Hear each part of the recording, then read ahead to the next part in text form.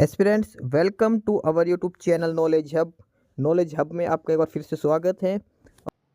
Students, Haryana CET का जो test series हम करने लग रहे हैं, उसी टेस्ट सीरीज में आज हम करेंगे प्रैक्टिस सेट नंबर 25 का। 24 प्रैक्टिस सेट हम कर चुके हैं और वो सारे के सारे प्रैक्टिस सेट आपको नॉलेज हब पर मिलेंगे। आज हम कर रहे हैं प्रैक्टिस सेट नंबर 25। ये जो टेस्ट सीरीज है ये HSSC के पैटर्न पर तैयार की गई है, यानी कि इसके अंदर आपको क्या क्या है, जीके के प्रश्न मिलेंगे, कंप्यूटर के प्रश्न मिलेंगे, इसके अलावा हरियाणा जीके है, इंग्लिश, हिंदी, रीजनिंग और मैथमेटिक्स। ये 7 टॉपिक हैं जो HSSC पूछेगी। उन्हीं 7 टॉपिक के ऊपर ये प्रैक्टिस सेट जो है वो तैयार किया गया है। 24 प्रैक्टिस सेट हो चुके हैं और इनकी PDF आपको टेलीग्राम चैनल का लिंक है नॉलेज हब का, वहाँ पर मिलेगी। और जो पहली बार क्लास देख रहे हो वो यूट्यूब पर भी नॉलेज हब को सब्सक्राइब कर लें। इस प्रैक्टिस सेट के अंदर 100 प्रश्न होंगे same as it is pattern पर जो HSSC पूछती है। ठीक है, तो आपको सारे प्रैक्टिस सेट करने हैं। सीईटी का कभी भी पेपर होगा, प्रैक्टिस सेट काफ़ी इंपॉर्टेंट रहेंगे उस चीज़ के लिए। पेपर सारा इसी प्रैक्टिस सेट में से आएगा। और टेस्ट सीरीज है ये आर्यभट्ट एकेडमी के द्वारा तैयार की गई है और ये उनकी कॉन्टैक्ट डिटेल्स हैं। आप कोर्स की डिटेल यहाँ इनसे ले सकते हैं। तो प्रैक्टिस सेट नंबर 25 आज हम ये करने वाले हैं। और सबसे पहले हम इसमें जीके से क्वेश्चन स्टार्ट करेंगे। जीके के आएंगे, फिर कंप्यूटर, फिर हरियाणा जीके। क्लास की PDF के लिए डिस्क्रिप्शन बॉक्स में टेलीग्राम चैनल का लिंक है नॉलेज हब के नाम से। नॉलेज हब आपको ज्वाइन कर लेना टेलीग्राम पर, और यूट्यूब पर नॉलेज हब को सब्सक्राइब करना है। साथ में आपको अपने फ्रेंड वगैरह के साथ इसको शेयर जरूर करना है। तो चलिए पहला प्रश्न आज स्टार्ट करते हैं। पहला प्रश्न है इसमें, एलोरा में गुफाएं और शैलकृति मंदिर हैं। जो एलोरा में जो गुफाएं हैं, एलोरा में अजंता और एलोरा की गुफा आपने सुनी होगी, जो महाराष्ट्र में है। तो वो गुफा किस धर्म की है? बौद्ध धर्म के लिए है, बौद्ध और जैन के लिए है, हिंदू और जैन के लिए है, या फिर हिंदू, बौद्ध और जैन के लिए है? तो एलोरा के अंदर जो गुफाएं हैं वो तीनों के लिए हैं। हिंदू धर्म के लिए भी है, बौद्ध धर्म के लिए भी और जैन धर्म के लिए भी। देखो, एलोरा की जो गुफाएं हैं ये कहाँ पर है? औरंगाबाद में। कहाँ पर है? औरंगाबाद। और औरंगाबाद कहाँ पर है? ये महाराष्ट्र के अंदर है। ठीक है, इनका निर्माण कब हुआ था? इनका निर्माण हुआ था 7वीं से लेकर 9वीं शताब्दी तक। 7th to 9th सेंचुरी के बीच में इनका निर्माण हुआ था। अब ये जो एलोरा की गुफाएं हैं, ये एलोरा की गुफाएं हैं, अगर बात करें टोटल कितनी गुफाएं हैं वहाँ पर, तो ये टोटल 34 गुफाएं हैं। एलोरा की टोटल 34 गुफाएं हैं। 1 से लेकर 12 नंबर की जो गुफा है, 1 से लेकर 12 नंबर की जो है वो है बौद्ध धर्म की। 1 से 12 बौद्ध धर्म की है।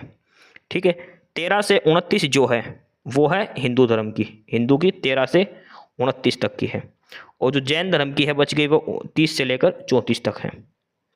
ठीक है, टोटल 34 गुफाएं हैं एलोरा की। 1 से 12 बौद्ध धर्म के लिए, 13 से 29 ये हिंदू धर्म के लिए, और 30 से 34 वो जैन धर्म से संबंधित हैं। ठीक है, और एक जो है गुफा नंबर 15 जो हिंदू धर्म से संबंधित है, उसमें एक मंदिर है और वो है दशावतार मंदिर। दशावतार मंदिर है, ये गुफा नंबर 15 के अंदर है। एलोरा की गुफाओं में हिंदू धर्म से संबंधित है ये। ठीक है, ये ध्यान रख लेना। और ऐसा माना जाए तो दशावतार मंदिर है, इसका निर्माण किसने करवाया था? राष्ट्रकूट शासकों ने।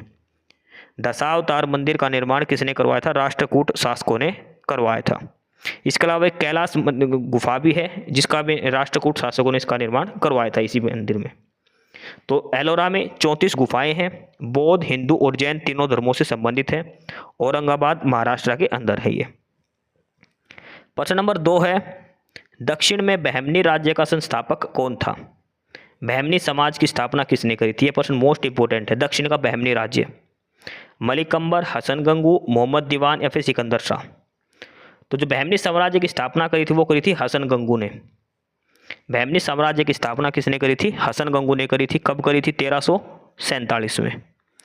1347 AD में हसन गंगू ने बहमनी समाज की स्थापना करी थी। और इस बहमनी समाज की जो स्थापना करी थी, इसकी राजधानी क्या बनाई थी? गुलबर्गा। क्या बनाई थी? गुलबर्गा। आपने नाम सुना होगा, गुलबर्गा और बिद्दर 2 जगह हैं। तो गुलबर्गा इसने राजधानी बनाई थी बहमनी समाज की। और इस गुलबर्गा का जो इसने नाम लिखा था वो अपने नाम पर लिखा था एहसानाबाद। हसन गंगू ने अपने नाम पर लिखा था एहसानाबाद।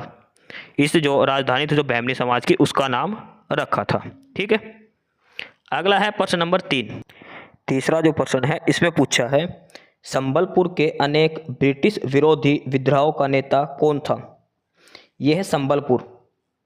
संबलपुर के अंदर जो ब्रिटिश विरोधी जो कुछ रिवोल्ट्स हुए थे, यानी कि ब्रिटिश सरकार के विद्रोह हुए थे ब्रिटिश सरकार के खिलाफ, ठीक है, तो उनका प्रमुख नेता कौन था? तीरथ सिंह, सुरेंद्र शाही, कटबोमन या शहीद अहमद बरवेली? तो देखो ये जो संबलपुर है ना, ये संबलपुर, पहले तो ये देखो ये कहाँ पर है, ये है उड़ीसा के अंदर। ये जो संबलपुर है ये कहाँ पर है? उड़ीसा के अंदर है। और यहाँ पर कुछ विद्रोह हुए थे अंग्रेजों के खिलाफ, ठीक है, और उनका जो नेता था वो था सुरेंद्र शाही। सुरेंद्र शाही इनका नेता था और इसको 1849 में जेल में ले जाया गया था, ये ध्यान रख लेना, ठीक है। और ये है सबसे इम्पोर्टेंट, संबलपुर ये कहाँ पर है? उड़ीसा के अंदर है, ये ध्यान रख लेना। एक नाम है इसमें तीरथ सिंह। तीरथ सिंह एक खासी जो जाति है, गारो खासी जो जनजाति है ना, खासी, उसका विद्रोह हुआ था 1833 में। उसका प्रमुख नेता तीरथ सिंह। तीरथ सिंह जो है वो जो खासी जनजाति है ना, खासी ट्राइब जो है, गारो खासी आपने नाम सुना होगा, उनमें एक विद्रोह हुआ था, खासी ट्राइबल विद्रोह, ठीक है। उसमें 1833 का जो विद्रोह था उसका प्रमुख नेता है तीरथ सिंह। और ये जो संबलपुर का जो विद्रोह हुआ था उड़ीसा के अंदर, उसका प्रमुख नेता है सुरेंद्र शाही। तो इसका ऑप्शन बी उत्तर हो जाएगा। प्रश्न नंबर 4 है, धर्मनिरपेक्ष और समाजवाद प्रस्तावना में जोड़े गए कौन सा संविधान संशोधन था? तो पहली बात तो उस समय एक साथ 3 शब्द जोड़े गए थे हर प्रस्तावना के अंदर। एक तो था धर्मनिरपेक्ष, एक था समाजवाद और तीसरा था अखंडता।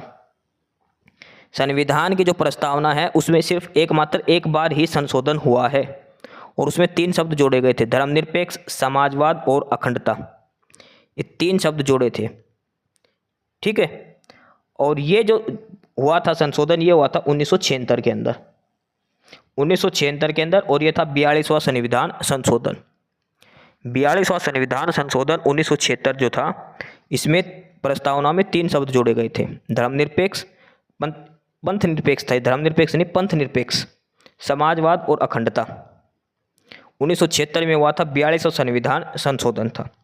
प्रस्तावना में अगर पूछा आज तक कितनी बार संशोधन हुआ, तो सिर्फ एक बार ही संशोधन हुआ था 1976 के अंदर। 42वां संविधान संशोधन, इसको बोलते हैं लघु संविधान, मिनी कॉन्स्टिट्यूशन इसको कहा जाता है, ये भी ध्यान रखना। 42वां संविधान संशोधन है उसको लघु संविधान भी कहा जाता है। इस संविधान के अंदर जो 10 मौलिक कर्तव्य है ना, वो भी 42वें संविधान संशोधन के तहत ही जोड़े गए थे। 10 मौलिक कर्तव्य जो हैं वो भी संविधान संशोधन हुआ था जो 42वां 1976 में, उसी के तहत ये जोड़े गए थे। तो 42वां संविधान संशोधन काफ़ी महत्वपूर्ण है, ये भी ध्यान रखना। 3 शब्द जोड़े गए थे, पंथनिरपेक्ष, समाजवाद और अखंडता। प्रस्तावना में एकमात्र संशोधन हुआ था।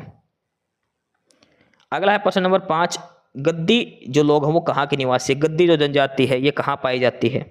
मध्य प्रदेश, अरुणाचल प्रदेश, हिमाचल प्रदेश या फिर मेघालय? तो गद्दी जनजाति पाई जाती है होती है हिमाचल प्रदेश के अंदर। गद्दी जो ट्राइब है ये हिमाचल प्रदेश के अंदर पाई जाती है, ध्यान रखना, ठीक है। गद्दी हिमाचल प्रदेश के अंदर पाई जाती है। मेघालय के अंदर कौन सी पाई जाती है? मेघालय के अंदर पाई जाती है गारो और खासी। गारो खासी मेघालय में भी और आसाम के अंदर भी। मेन तो ये मेघालय के अंदर है, ठीक है, कुछ हिस्सा इनका आसाम में भी पाया जाता है। तो गद्दी कहा गया है हिमाचल प्रदेश की। अगला है प्रश्न नंबर 6, भूरा हीरा यानी कि ब्राउन डायमंड किसे कहा जाता है? ब्राउन डायमंड किसे कहा जाता है? आयरन, मैग्नीज, लिग्नाइट और अभ्रक? तो ये कहा जाता है लिग्नाइट। अब आपने लिग्नाइट नाम सुना होगा। लिग्नाइट क्या है? एक कोयले का प्रकार है, कोयले की टाइप होती है लिग्नाइट, ठीक है। लिग्नाइट एक कोयला है और इसके अंदर वाटर सबसे अधिक होता है, कार्बन सबसे कम पाया जाता है इसके अंदर, ये ध्यान रखना। थर्मल प्लांट वगैरह में इसको यूज किया जाता है। लिग्नाइट जो कोयला है इसको थर्मल प्लांट में यूज किया जाता है, इसमें कार्बन की मात्रा कम होती है।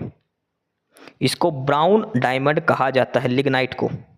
लिग्नाइट एक कोयला है, ये भी ध्यान रखना, लो ग्रेड का कोयला है ये। लिग्नाइट एक लो ग्रेड कोयला है। प्रश्न नंबर 7 दिया है अगला, यूनिट ऑफ वर्क, जो कार्य होता है उसकी मात्रक इकाई क्या है? वर्क की जो इकाई है वो क्या है? जूल, वाट, न्यूटन और डाइन। तो जो वर्क उसकी इकाई है वो है जूल।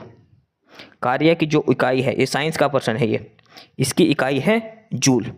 और वर्क जो है ये एक स्केलर क्वांटिटी है। एक होता स्केलर, एक होता वेक्टर क्वांटिटी। तो ये कैसी है? स्केलर क्वांटिटी है, ये भी ध्यान रखना। इसकी एक तो इकाई है जूल और दूसरी क्या है? Newton metre. वर्क की एक तो यूनिट हो गई जूल और एक होती है न्यूटन मीटर। न्यूटन पर मीटर नहीं आएगा, न्यूटन मीटर आएगा, ये ध्यान रख लेना। ऑप्शन ए उत्तर हो जाएगा। अगला है प्रश्न नंबर 8। इनमें से कौन सा सही जोड़ा है? 4 ऑप्शन दे रखे, 3 गलत हैं, 1 सही है। इलेक्ट्रॉन की खोज गोल्डस्टीन नहीं, इलेक्ट्रॉन की खोज किसने करी थी? जे थॉमसन ने। इलेक्ट्रॉन की खोज किसने करी थी? जे थॉमसन ने। ऑप्शन बी पर है अल्फा रेज, अल्फा जो किरणें हैं उनकी खोज किसने करी थी? तो वो करी थी रदरफोर्ड ने। अल्फा किरणों की खोज किसने करी थी? रदरफोर्ड ने। रोंटगेन ने नहीं करी थी। न्यूट्रॉन की खोज करी थी चैडविक ने, ये बिल्कुल सही है। ठीक है, जो रोंटगेन दिया गया है, रोंटगेन जो नाम दिया गया है, इसने खोज करी थी एक्सरे की। एक्सरे की खोज करी थी WC रोंटगेन ने। अल्फा रेज की खोज करी थी रदरफोर्ड ने। ठीक है, प्रोटॉन जे थॉमसन नहीं, जे थॉमसन ने किसकी खोज करी थी? इलेक्ट्रॉन की खोज करी थी। तो न्यूट्रॉन की खोज करी थी जेम्स चैडविक ने, जो बिल्कुल सही ऑप्शन दिया है इसमें से। बाकी तीनों इसमें गलत दिए हैं। अल्फा रेज रदरफोर्ड और एक्स रेज WC रोइंगटन। अगला है प्रश्न नंबर 9। प्रश्न नंबर 9 है कि धूल में कौन से घटक दमा पीड़ित रोगियों के लिए समस्या पैदा करते हैं? भाई जिनके दमा होते हैं उनको कहते हैं भाई आपको धूल में नहीं जाना। अस्थमा जिनके होता है, तो क्यों नहीं जाना? नमी और कार्बन डाइऑक्साइड होती है, ह्यूमिडिटी और नाइट्रोजन होती है, अकार्बनिक कण और परागकण। ऑप्शन डी है नमी और कार्बन कण। तो उस जो धूल कण के अंदर होते हैं वो अकार्बनिक इनऑर्गेनिक पार्टिकल और परागकण पाए जाते हैं इसके अंदर। अस्थमा कैसी बीमारी है? जो अस्थमा जो हम हिंदी में बोलते हैं दमा, ये कैसी बीमारी है? ये एक फंगल डिजीज, फंगस से होने वाली बीमारी है। ये पहली बात तो ध्यान रखना, फंगल डिजीज है ये। ठीक है, और ये इन्फेक्शन फैलाते हैं, जैसे जो पोलन पार्टिकल्स होते हैं, जो अकार्बनिक पार्टिकल होते हैं, उनकी वजह से दमा पीड़ितों को दिक्कत हो जाती है, इन्फेक्शन ज़्यादा उनके हो जाता है। तो ऑप्शन सी इसका उत्तर हो जाएगा। अगला है प्रश्न नंबर 10 और ये मैच करना है, करेक्ट मैचिंग आपको करनी है। तुर्करूप, कुंभिरूप, शंकुरूप और कंदील, ये एक साइड उनके नाम दे रखे और दूसरा इनकी फॉर्म दे रखी है, फूशीफॉर्म, नेपीफॉर्म, कोनिकल और ट्यूबरोसिस। कैरेट, रेडिश, टर्नशिप और दहलिया, ये नीचे इंग्लिश में है और ऊपर हिंदी में दिया है। तो ये आपको इसमें बताना है कौन सा क्या सही है। तो जो रेडिश दे रखी है, ये जो रेडिश दे रखी है, इसमें देखो, ये जो फूजीफॉर्म है ये है रेडिश, नेपीफॉर्म है ये है टर्निप यानी कि जो शलजम बोलते हैं, और जो कोनिकल है वो है कैरेट, और जो ट्यूबेरियस है वो है डहलिया। ये इसकी करेक्ट फॉर्म होगी। ठीक है, ये इसकी एकदम करेक्ट फॉर्म रहेगी। यानी कि जो रेडिश जो बोलते हैं, गाजर जो है, रेडिश जो है मूली, गाजर बोलते हैं कैरेट को, कैरेट होती है गाजर, रेडिश होती है मूली। तो मूली जो है वो है तर्करूम, ठीक है, और जो गाजर है वो है कुंभरूम। तो आप एक बार देख लेना, सारे मिलान एक बार। ठीक है, प्रश्न नंबर 11 दिया है, 75वां गणतंत्र दिवस 2024 पर वीरता के लिए वायुसेना पदक से सम्मानित महिला इंडियन एयरफोर्स अधिकारी कौन थी? 75वां जो गणतंत्र दिवस था 2024 पर वीरता के लिए वायुसेना पदक से सम्मानित एयरफोर्स की किस फ्लाइंग ऑफिसर को दिया गया था, किस महिला को ये दिया गया था? तो ये जो इनाम दिया गया, ये दिया गया स्क्वाड्रन लीडर निकिता मल्होत्रा को, squadron leader Nikita Malhotra. Option D इसका उत्तर हो जाएगा। प्रश्न नंबर 12 है, भारत के डिजिटल राष्ट्रीय पुरालेख संग्रहालय की स्थापना भारत सरकार की किस पहल के अनुरूप है? The establishment of the digital national archives of India is in the line with which initiative of the government of India? Digital India campaign, Bharat Shri, progress या फिर माई सेल्फ? तो ये है डिजिटल इंडिया कैंपेन, और इसका उद्घाटन कहाँ हुआ था? हैदराबाद के अंदर। इसका उद्घाटन कहाँ हुआ था? हैदराबाद के अंदर हुआ था। प्रश्न नंबर 13 है, अधिक समझने योग्य रूप से परिवर्तित डेटा को क्या कहा जाता है? Data converted into A more understandable form is called, जो हम डाटा डालते हैं उसको आसान भाषा में ताकि हमें समझ में आए उसको क्या कहते हैं? इंस्ट्रक्शंस, पावर, स्टोरेज या फिर इंफॉर्मेशन। तो वो होती है इंफॉर्मेशन, जानकारी। भी डाटा को एक समझने योग्य भाषा में बदलना, तो वो क्या होती है? इंफॉर्मेशन। ठीक है, ऑप्शन डी। ये कंप्यूटर के प्रश्न अब यहाँ से प्रश्न नंबर 14 है, जो सेकंड जनरेशन है कंप्यूटर की वो कब से कब तक थी? कंप्यूटर की सेकंड जनरेशन कब से कब तक थी? तो सेकंड जनरेशन ऑफ जो कंप्यूटर की थी वो थी 1955 से लेकर 1964 तक। 1955 से लेकर 1964 तक ये सेकंड जनरेशन थी कंप्यूटर की। कंप्यूटर की देखो 7 या 8 जनरेशन जितनी भी है वो सारी जनरेशन आपने याद रखनी है। किस जनरेशन के अंदर वैक्यूम ट्यूब आई थी, किस जनरेशन के अंदर आईसी सर्किट आए थे, किस जनरेशन के अंदर जो चिप्स हैं वो स्टार्ट हो गई थी यूज होना, ये सारा का सारा आपको जरूर देखना है कंप्यूटर के जनरेशन के संबंधित में। प्रश्न नंबर 15 है, विच printer the printer creates text and graphics on the paper without actually striking the paper? कौन सा प्रिंटर वास्तव में कागज को स्ट्राइक किए बिना कागज पर टेक्स्ट और ग्राफिक्स बनाता है?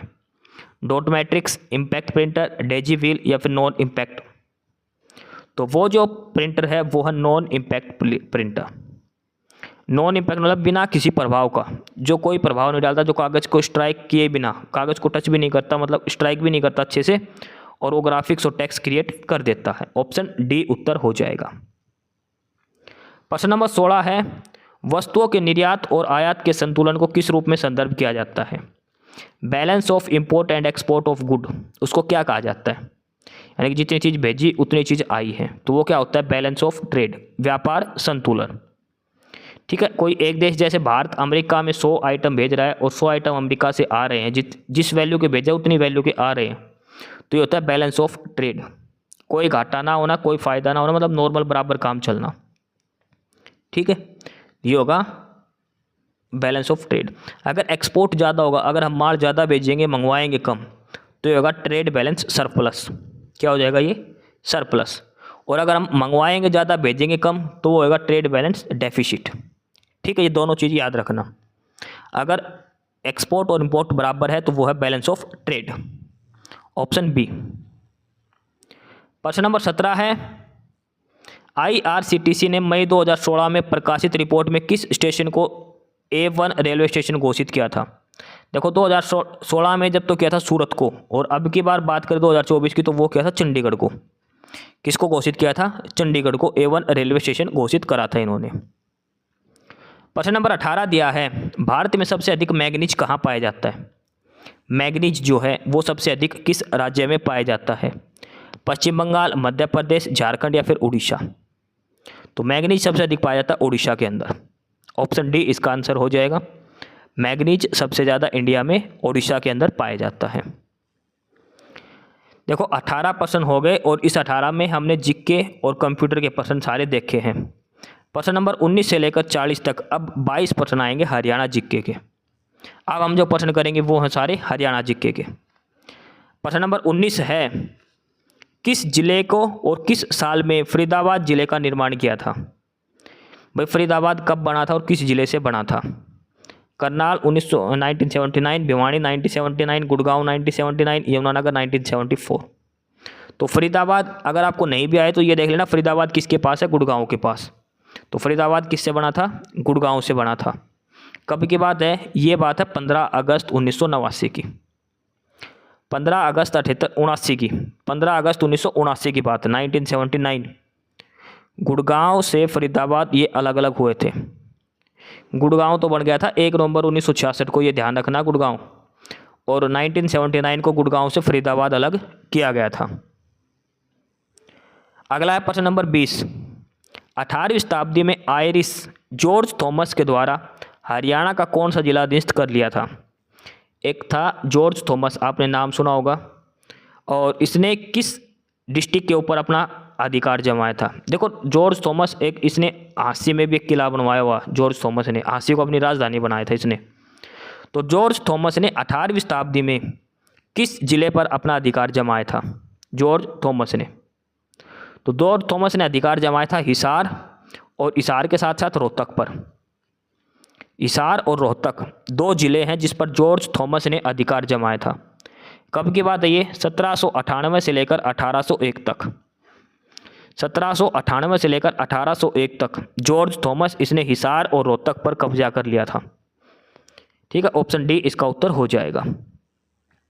प्रश्न नंबर 21 है कि हरियाणा में आम की बागवानी किस जिले में नहीं होती? कहाँ पर आम नहीं लगते? यमुनानगर, करनाल, कुरुक्षेत्र, पंचकुला, अम्बाड़ा, इधर सब जगह आम लगते हैं। महेंद्रगढ़ की साइड आम नहीं लगते। रेवाड़ी, महेंद्रगढ़, दादरी, भिवानी, सिरसा और नीचे की साइड रेवाड़ी, गुड़गांव, फरीदाबाद, इस साइड आम नहीं लगते। आम लगते यमुनानगर, करनाल, कुरुक्षेत्र, पंचकुला, अम्बाड़ा, उन सभी जगह पर आम लगते हैं। ऑप्शन सी इसका उत्तर हो जाएगा। प्रश्न नंबर 22 है कि पंचायत राज का मुख्य उद्देश्य क्या है? जो पंचायती राज है इसका मुख्य उद्देश्य क्या है? एक तंत्र, विकेंद्रीकरण की शक्ति, हिपोक्रेसी या शक्ति का केंद्रीकरण? तो जो पंचायती राज है इसका जो मुख्य कार्य है वो है विकेंद्रीकरण की शक्ति, पावर ऑफ डिसेंट्रलाइजेशन। ठीक है, विकेंद्रीकरण की शक्ति, पावर ऑफ डिसेंट्रलाइजेशन। जो पंचायती राज है, सबसे पहले पंचायती राज कहाँ पर आया था? ये आया था राजस्थान के नागौर डिस्ट्रिक्ट के अंदर। सबसे पहले पंचायती राज कहाँ हुआ था? राजस्थान के नागौर डिस्ट्रिक्ट के अंदर, और दूसरा हुआ था आंध्र प्रदेश के अंदर। राजस्थान के नागौर में कब आया था? 2 अक्टूबर 1959 को।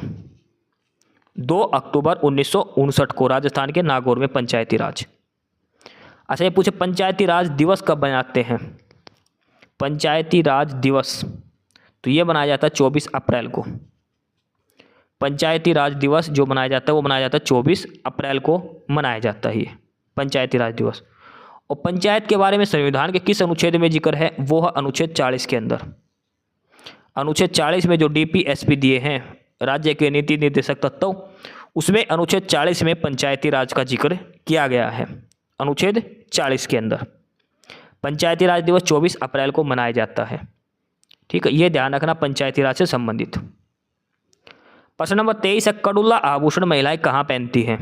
उंगली में, गले में, पैर में या बाजू में? तो कडुल्ला जो पहना जाता है वो बाजू में पहना जाता है। कहाँ पहना जाता है? बाजू के अंदर। एक ऑप्शन ध्यान रखना, इसका उत्तर कमर भी हो सकता है, कमर, ये भी ध्यान रखना। पहले तो बाजू ही आएगा 99%। अगर ऑप्शन में बाजू नहीं है तो कमर भी आप इस पे लगा सकते हो। प्रश्न नंबर 23 में। प्रश्न नंबर 24 है इनमें से किसका जन्म हरियाणा में नहीं हुआ? देखो, जूही चावला अम्बाड़ा में, साक्षी मलिक रोहतक से, कपिल देव भी हरियाणा से है। हेमा मालिनी जो है इसका हरियाणा से कोई संबंध नहीं है। हेमा मालिनी जो है ये हरियाणा से संबंधित नहीं है। प्रश्न नंबर 25 है लाडली सामाजिक सुरक्षा भत्ता योजना हरियाणा राज्य में कब लागू हुई? लाडली सामाजिक सुरक्षा भत्ता योजना, और ये लागू हुई थी 1 जनवरी 2006 को। 1 जनवरी 2006 को हरियाणा में लाडली सामाजिक सुरक्षा भत्ता योजना लागू किया गया था। प्रश्न नंबर 26 है किस वर्ष को बालिका शिशु वर्ष घोषित किया गया था? बालिका शिशु वर्ष घोषित किया गया था 2006, 14, 2016 या 1994? तो ये घोषित किया गया था 2006 को। 2006 को बालिका शिशु वर्ष घोषित किया गया था, और इसमें 6ठी क्लास से लेकर 11वीं तक की जो लड़कियां हैं ना उनका हेल्थ चेकअप हुआ था इस साल। 6ठी से लेकर 11वीं में पढ़ने वाले सभी शिशु को, बालिकाओं का हेल्थ चेकअप किया गया था।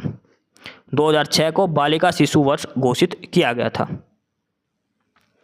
प्रश्न नंबर 27 है हरियाणा का राज्य पुष्प क्या है? डहलिया, कमल, तुलिप या गेंदा? तो हरियाणा का जो राज्य पुष्प वो है कमल। राज्य पुष्प क्या है? कमल। अच्छा, राज्य वृक्ष पूछ ले तो वो आएगा पिप्पल। ठीक है, और राज्य पशु पूछेगा तो पशु क्या आएगा? काला तितर, सॉरी वो काला हिरण। पशु आएगा काला हिरण। पक्षी पूछे तो आएगा काला तितर।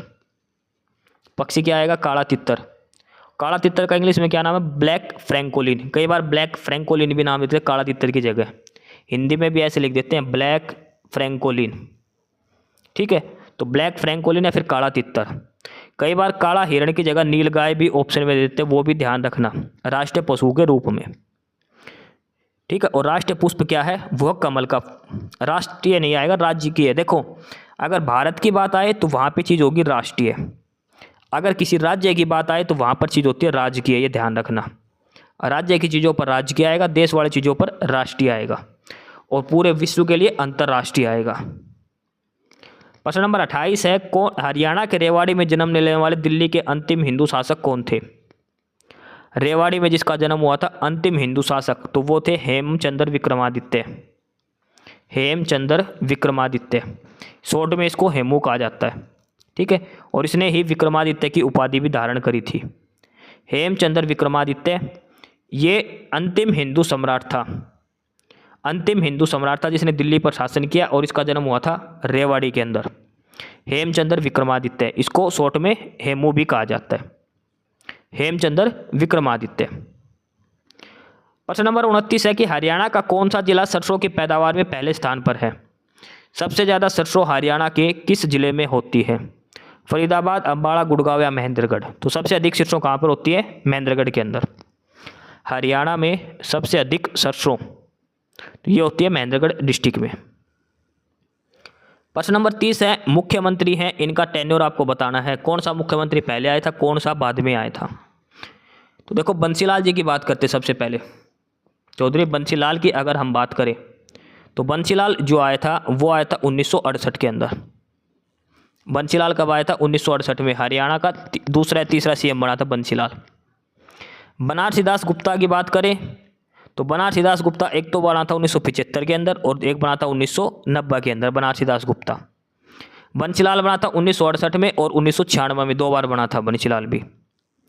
देवीलाल की बात करें तो देवीलाल बना था 1977 में और 1987 में। भजनलाल की बात करें, भजनलाल बना था 1979 79 में, 1980 में भी बना था और 1991 में भी भजनलाल बना था 3 बार। तो सबसे पहले बना था बंसीलाल 68 में, 75 में बनारसी दास गुप्ता, ये भिवानी से था। देवीलाल बना था 1977 में और भजनलाल बना था 1979 79 के अंदर। ये इन सभी सीएम का काल अनुक्रम दिया है, कौन कब मुख्यमंत्री बना था, यानी कि ऑप्शन बी 1 2 3 4। सबसे पहले जो सीएम बने थे हरियाणा के वो थे भगवत दयाल शर्मा, BD शर्मा, ये बने थे 1 नवंबर 1966 को हरियाणा के सबसे पहले सीएम। वर्तमान सीएम कौन है हरियाणा के? नायब सिंह सैनी हैं। प्रश्न नंबर 31 है, फिल्म पगड़ी द ओनर, ये पगड़ी द ओनर ये फिल्म कब आई थी? 2014 में आई थी। इसमें अपनी भूमिका हेतु सर्वश्रेष्ठ सहायक कलाकार हेतु राष्ट्रीय फिल्म का पुरस्कार किसे मिला था? तो वो मिला था बलजिंदर कौर को। बलजिंदर कौर को जो सपोर्टिंग एक्टर है, बेस्ट सपोर्टिंग एक्टर अवार्ड मिला था इसको। फिल्म थी पगड़ी द ओनर, सनी देओल की फिल्म है ये। प्रश्न नंबर 32 है, दलेल सिंह रोड किस खेल से संबंधित है? दलेल सिंह रोड, और ये संबंधित है वॉलीबॉल से। दलेल सिंह रोड ये किससे संबंधित है? वॉलीबॉल से इनका संबंध है, ऑप्शन ए। अगला है प्रश्न नंबर 33, हरियाणा की कुल जनसंख्या, और ये है 2011 के सेंसक्स के हिसाब से। 2011 की जनगणना के हिसाब से हरियाणा की कुल जनसंख्या कितनी है? 2 करोड़ से 3 करोड़, 3 से 3.5, 3 से 3.25, 3.20 से 3.50 और 1.5 से 2 करोड़। तो हरियाणा की जो लगभग जनसंख्या है वो है 2.5 करोड़, 2.53 करोड़। ये हरियाणा की जनसंख्या है 2011 की जनगणना के हिसाब से, और ये पूरे भारत का लगभग 2% जनसंख्या है। भारत की जितनी जनसंख्या उसका 2% हरियाणा में है। लगभग 2.5 करोड़ जनसंख्या हरियाणा में है, 2.53 करोड़। प्रश्न नंबर 34 है, कौन सा ऊर्जा का पारंपरिक स्रोत है? कौन सा ऊर्जा का पारंपरिक स्रोत है? सौर ऊर्जा, पवन ऊर्जा, कोयला ऊर्जा, ज्वारीय ऊर्जा। तो पारंपरिक स्रोत में आए तो कोयला, पेट्रोलियम, ये सारे हैं पारंपरिक स्रोत। सौर ऊर्जा, पवन ऊर्जा और टाइडल ऊर्जा ये सारे हैं गैर पारंपरिक स्रोत, नॉन ट्रेडिशनल, गैर पारंपरिक स्रोत हैं वो ऊर्जा के। तो इसका ऑप्शन सी उत्तर हो जाएगा, कोयला से ऊर्जा, कोल एनर्जी। प्रश्न नंबर 35 है, कौन सा त्यौहार भाई बहन से संबंधित है? भाई बहन के रिश्ते का त्यौहार वो होता है रक्षाबंधन, और इनमें से रक्षाबंधन कोई भी नहीं दिया। तीज पर जो हम झूला डालते हैं वो होता है तीज। निर्जला एकादशी जो जेठ के महीने में आती है, जून के अंदर। सीढ़ी सातय ये होती है बास्टोडा, लेकिन होता है सलोनी का त्यौहार। सलूमन जो दे रखा है सलोनी बोलते हैं इसको, सलोनी, और ये बोलते हैं रक्षाबंधन को। रक्षाबंधन का जो त्यौहार है उसको सलोनी का त्यौहार कहा जाता है, और ये किससे संबंधित है? भाई बहन से संबंधित है। प्रश्न नंबर 36 है, रोहतक जिले में कौन सा खनिज पदार्थ पाया जाता है? रोहतक डिस्ट्रिक्ट में कौन सा मिनरल पाया जाता है, कौन सा खनिज पाया जाता है? चूना, मैग्नीज, तांबा या फिर अभ्रक? तो रोहतक के अंदर पाया जाता है चूना। रोहतक के अंदर पाया जाता है चूना। अच्छा, हरियाणा में सबसे अधिक चूना वगैरह कहाँ मिलता है? ये मिलता है महेंद्रगढ़ के अंदर। महेंद्रगढ़ के अंदर चूना, अभ्रक, ये जो अभ्रक वगैरह ये सारे महेंद्रगढ़ में मिलते हैं। एस्बेस्टस आपने नाम सुना होगा एक, एस्बेस्टस, ठीक है, ये जो पत्थर है ये महेंद्रगढ़ डिस्ट्रिक्ट के अंदर पाया जाता है। तो रोहतक में सबसे अधिक पूछा है तो वो आएगा चूना, ऑप्शन ए इसका उत्तर हो जाएगा। प्रश्न नंबर 37 है, तावड़ा में बावड़ा। तावड़ा में बावड़ा कहते हैं ना, ज़्यादा तावड़ा दिखा दी बावड़ा मत बन। इसका मतलब है कि जल्दबाजी में आदमी भूल जाता, विवेक से काम करना, यानी कि उतावला आदमी का विवेक शून्य हो जाता है। जो आदमी ज़्यादा जल्दी दिखाता है उसका विवेक शून्य हो जाता है, जल्दबाजी में वो गलत डिसीजन ले लेता है। ठीक है, तो ये कि उतावलेपन वाला जो आदमी है उसका विवेक शून्य हो जाता है। तावड़ा में बावड़ा यानी कि जल्दबाजी में गड़बड़ कर देना। प्रश्न नंबर 38 है, हरियाणा का वन विभाग कुरुक्षेत्र में कौन सा प्रजनन केंद्र चलाता है? कुरुक्षेत्र के अंदर कौन सा प्रजनन केंद्र है जो हरियाणा का वन विभाग चलाता है? तो वो है मगरमच्छ प्रजनन केंद्र। और ये कौन से गांव में है? भोर सैदान गांव के अंदर। भोर सैदान गांव है कुरुक्षेत्र के अंदर, वहां पर है मगरमच्छ प्रजनन केंद्र। तितर प्रजनन केंद्र की बात करें तो ये कहाँ पर है? मोरनी। मोरनी की जो पहाड़ी है पंचकुला में, वहां पर है तितर प्रजनन केंद्र। मोर और चिंकारा प्रजनन केंद्र ये दोनों है झाबुआ के अंदर। मोर और चिंकारा, झाबुआ रेवाड़ी के अंदर। अकेला चिंकारा प्रजनन केंद्र पूछे तो ये है कैरू के अंदर। कैरू कहाँ पर है? भिवानी के अंदर। कैरू भिवानी के अंदर, वहाँ पर है चिंकारा प्रजनन केंद्र। मोर और चिंकारा प्रजनन केंद्र ये आएगा झाबुआ, क्या आएगा? झाबुआ। और झाबुआ का है रेवाड़ी के अंदर, बावड़ के पास, वहाँ पर। तितर प्रजनन केंद्र ये आएगा मोरनी हिल्स, जो हमने पढ़ा वहाँ पर। कुरुक्षेत्र में है मगरमच्छ प्रजनन केंद्र, भोर सैदान गांव में। प्रश्न नंबर 39 है, किस शहर को तालाब और बावड़ियों का शहर कहा जाता है? तालाब और बावड़ियों का शहर वो सीधा सीधा है, कौन है? नारनौल। नारनौल को तालाब और बावड़ियों का शहर कहा जाता है। प्रश्न नंबर 40 है, 2009 में हरियाणा राज्य का एकमात्र केंद्रीय विश्वविद्यालय कहाँ स्थापित किया गया था?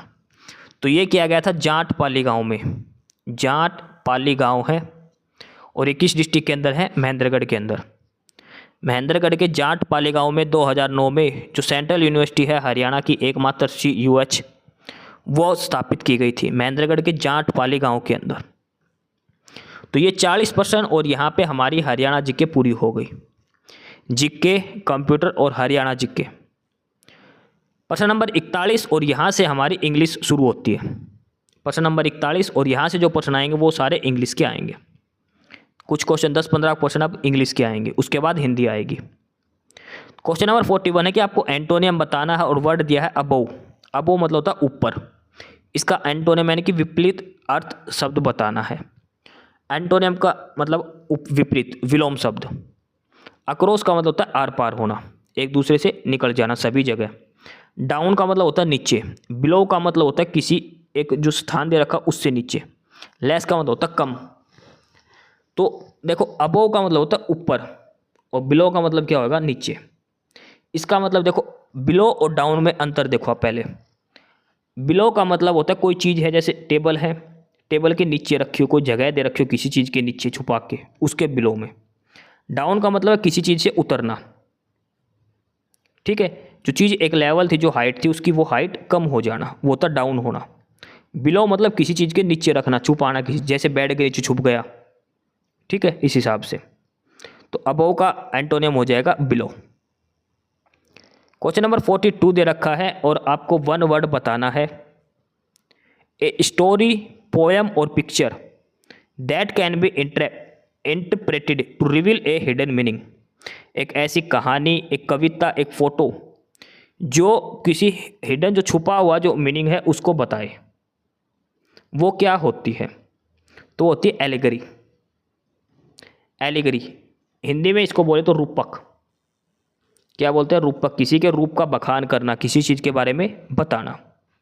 रिप्रेजेंटेशन तो होता है किसी चीज़ का प्रतिनिधित्व करना। सिमिले होता है ये उपमा करना, और ये होता है स्माइल समानता, रिसेम्बलेंस मतलब समानता। तो एलेगरी होता है रूपक, जो किसी भी हिडन मतलब को बताए, किसी भी चीज़ को छुपे हुए मतलब को बताए। क्वेश्चन नंबर 43 है और ये भी वन वर्ड है। An imaginary ideal society free of poverty and suffering. एक ऐसी काल्पनिक दुनिया जिसमें कोई गरीबी ना हो, कोई दुखी ना हो। यूटोपियन, कॉस्मोपॉलिटन, इगैलिटेरियन और अर्बन।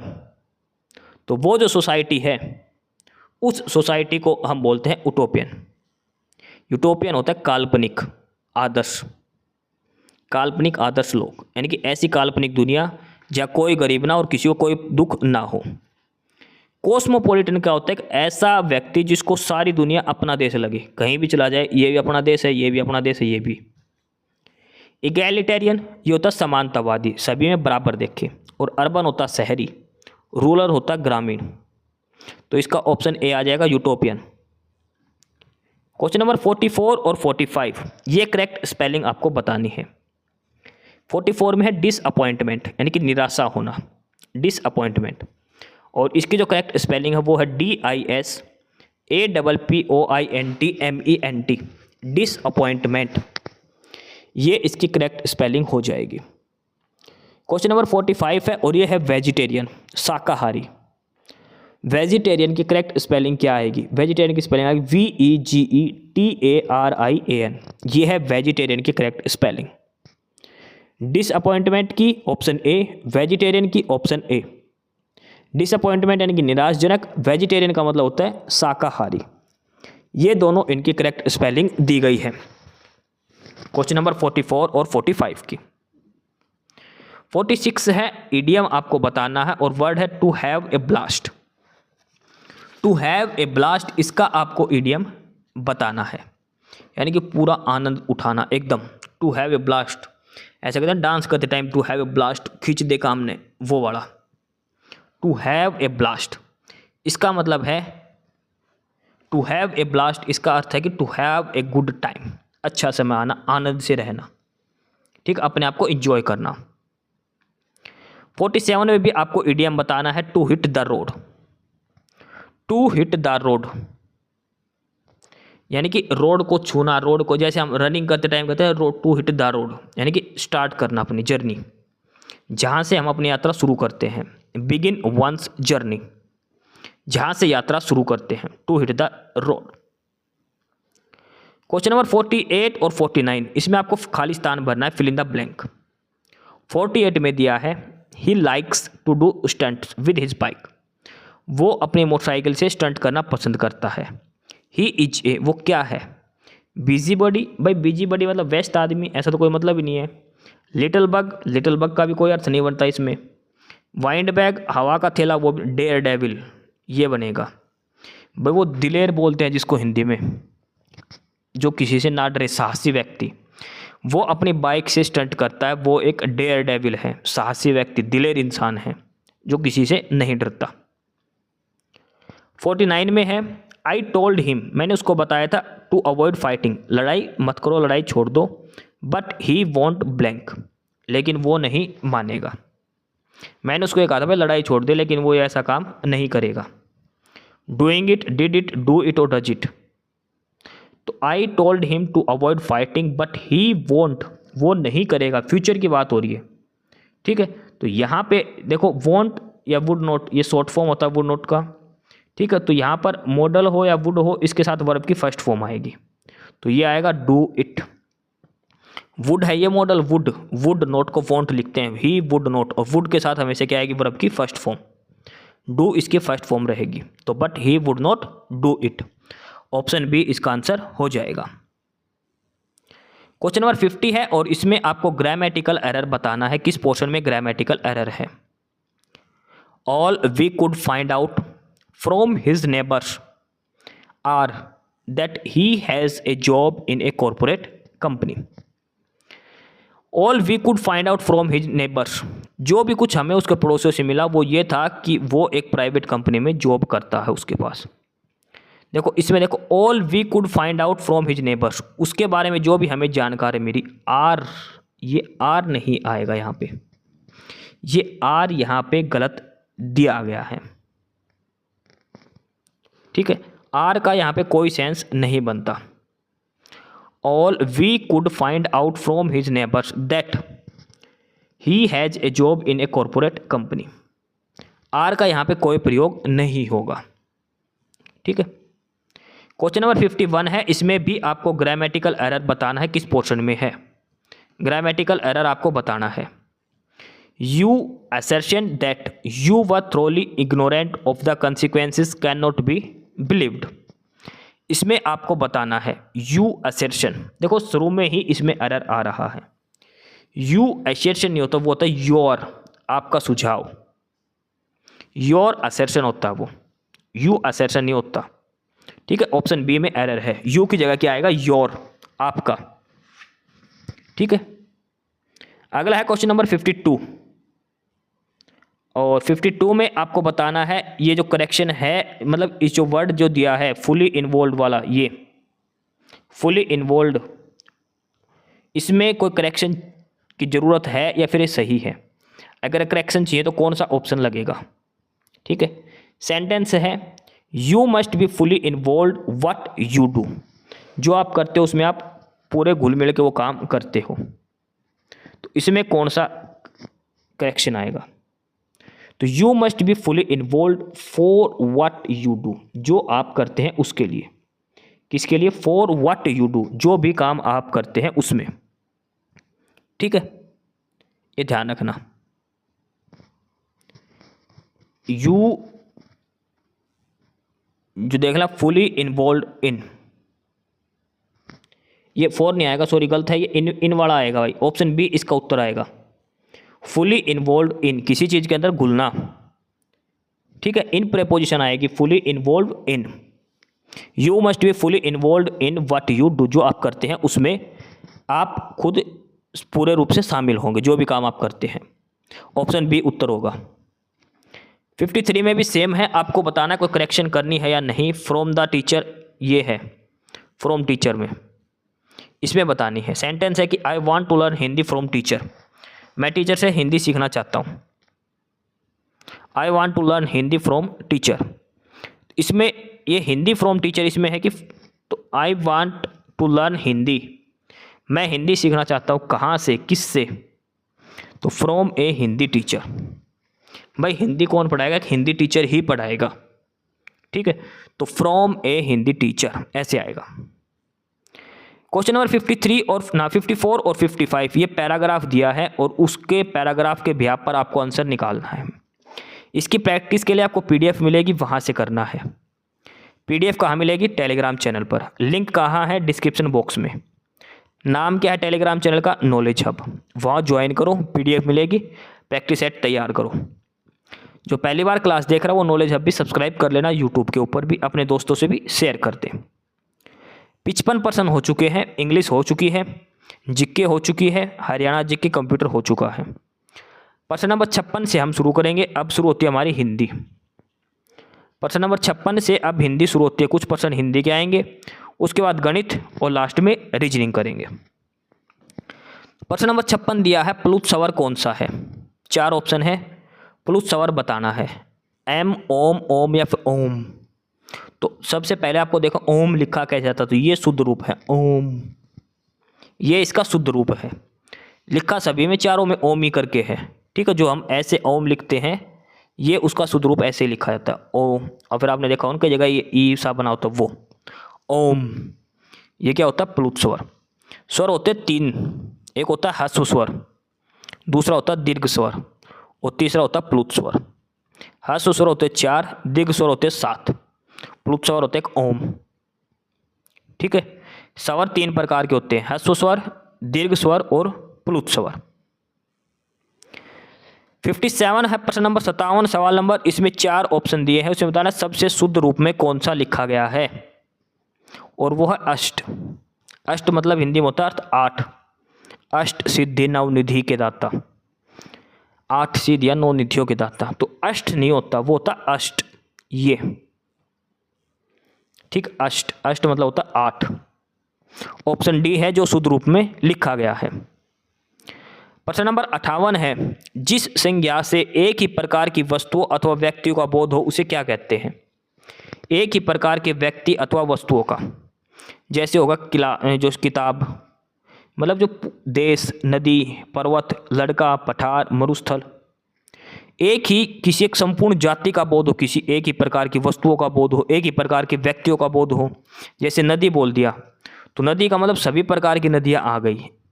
लड़का बोल दिया, लड़का मतलब सारे लड़के आ गए, छोटे बड़ा ऊंचा नीचा मोट। अगर कोई नाम लेते थे जैसे राम, श्याम, तो वो हो जाता है व्यक्तिवाचक संज्ञा, किसी एक पर्टिकुलर व्यक्ति का नाम लेना।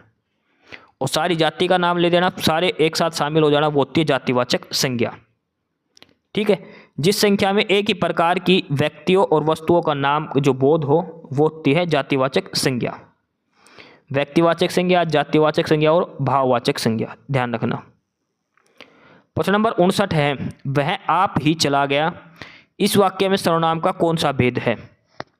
वह आप ही चला गया, और इसमें आप का बताना है।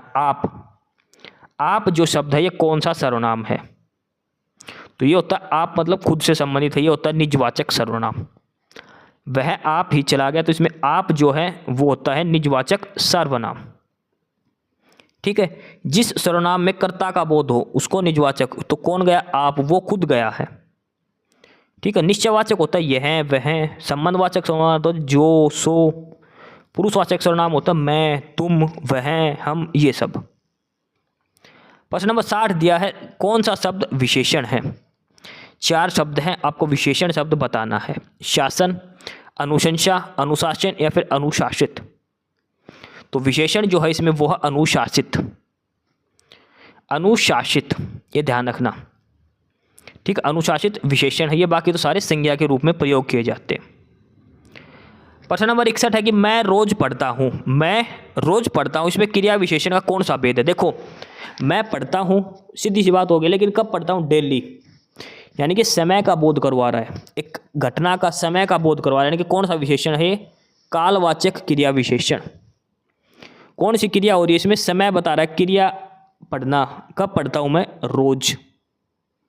ठीक है, कालवाचक क्रिया विशेषण है। जो अविकारी शब्द किसी क्रिया के होने का समय बताए, किसी क्रिया के होने का समय बताए, तो पढ़ने का काम है, और कब पढ़ता हूँ मैं? रोज। तो उसे कहते हैं कालवाचक क्रिया विशेषण। जैसे परसों, पहले, पीछे, कभी, अब तक इत्यादि, ये सारा होता है कालवाचक क्रिया विशेषण। प्रश्न नंबर 62 है, एकाकिनी शब्द का लिंग बदलो। एकाकिनी शब्द का लिंग बदलो। एकाकिनी शब्द, ये जो पुल्लिंग है इसका स्त्रीलिंग क्या होगा? एक, एकाकीन, या फिर आगे दिया है एकाकी या एकाकिनी, तो इसका जो होगा वो होगा एकाकी। एकाकिनी का जो लिंग परिवर्तन होगा वो होगा एकाकी। ठीक है, जो एकाकी है ये तो है पुल्लिंग, ये जो उत्तर है ये पुल्लिंग है, और जो एकाकिनी था, जो एकाकिनी जो प्रश्न में दिया था, ये होता है स्त्रीलिंग का।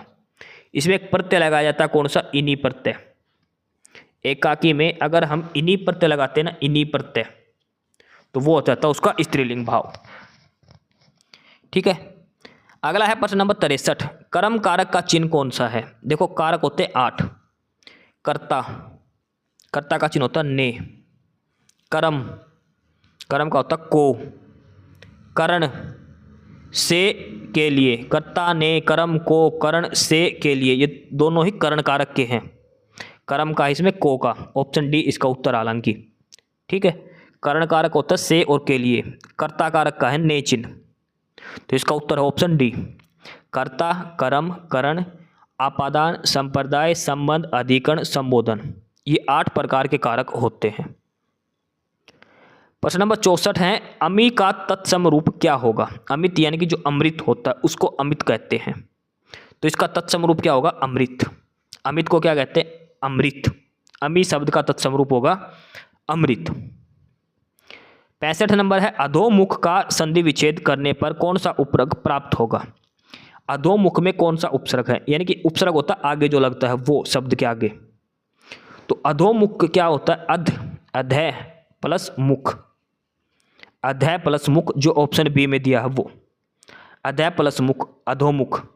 अधय प्लस गति, अधोगति। मन प्लस योग मनोयोग, नि प्लस पाप निष्पाप। ठीक है, तो अधोमुख में कौन सा उपसर्ग लगा है? अधः। ऑप्शन बी उत्तर हो जाएगा। प्रश्न नंबर 66 है, कथित शब्द का विलोम क्या होगा? कथित शब्द का विलोम क्या होगा? कथित यानी कि जो कहा गया है वो था कथित, तो अकथित जो न कहा गया हो, अकथित। ठीक है, अकथित जो न कहा गया हो, जो कहा गया हो वो होता कथित, जो कहने योग्य हो वो होता कथ्य, और जो अकहने योग्य वो होता अकथ्य। देखो, एक तो होता है योग्य, कहने योग्य, ये कहते हैं भाई ये बात कहने के लायक थी तो होती कथ्य बात, ये बात कहने लायक नहीं थी तो होती अकथ्य। जो बात उसने कह दी वो थी कथित, जो बात उसने नहीं कही वो थी अकथित बात। तो इसका उत्तर हो जाएगा ऑप्शन सी। प्रश्न नंबर 67 है, एक शब्द घोड़ा का पर्यायवाची नहीं है। देखो, घोड़ा 4 ऑप्शन में से 3 शब्द है जो घोड़े का पर्यायवाची दिया है। घोड़ा, तुरंग, अश्व, वाजी, सैंधव, ठीक है, घोटक, ये सारे घोड़ा का पर्यायवाची शब्द हैं। लेकिन अश्म जो है, अश्म किसका पर्यायवाची है? यह पत्थर का। घोड़े का क्या होता है पर्यायवाची? अश्व।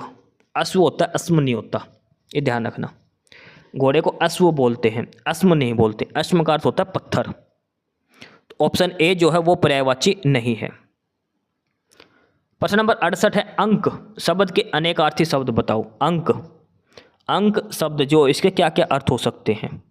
अंक एक तो संख्या हो गई, कौन सा अंक है? एक हो गई अध्याय, ये बोलते हैं इसका 5वां अंक क्या होगा? 5वां अध्याय। एक होता गोद, ठीक है, तो इसके जो हिस्से हैं वो होते गोद, संख्या, अध्याय। ये सारे अंक जो शब्द है उसके अर्थ हैं गोद, संख्या और अध्याय। अगला है प्रश्न नंबर 69, कौन सा जोड़ा समरूपी भिन्न अर्थक है? यानी कि देखने में एक जैसे हैं लेकिन उनका अर्थ अलग अलग है। दिखने में एक जैसे, उनका अर्थ अलग अलग है। तो इसमें तो पहले देखो, अनुच्चर नौकरी तो अलग अलग ही दिख रहे हैं। अभिनय, नाटक दिखेंगे एक जैसे, और वो कौन से हैं? ऑप्शन ए वाले, अवधि और अवधि। पहला है तो अवधि और दूसरा है अवधि।